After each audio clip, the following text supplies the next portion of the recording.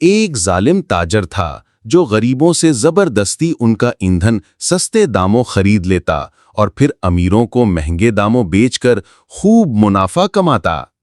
ایک دن ایک صاحب دل نے اسے سمجھایا کہ زمین والوں پر ظلم مت کر، کہیں آسمان والے تجھ پر بد دعا نہ کر بیٹھیں۔ مگر اس ظالم نے ہنسی اڑائی اور ناک بھون چڑھا کر اس کی بات کو نظر انداز کر دیا۔ کچھ دن بعد خدا کا کرنا ایسا ہوا کہ اس کے ایندھن کے بڑے بڑے ڈھیروں میں اچانک آگ لگ گئی۔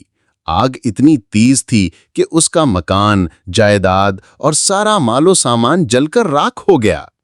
اتفاق سے وہی صاحب دل وہاں سے گزرے۔ انہوں نے سنا کہ ظالم اپنے دوستوں سے کہہ رہا تھا، یہ آگ نہ جانے کہاں سے لگی۔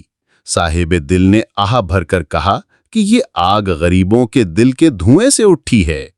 کہاوت، مظلوم کی آہ کبھی خالی نہیں جاتی اور ظالم کا محل دیر سے ہی صحیح مگر گرتا ضرور ہے۔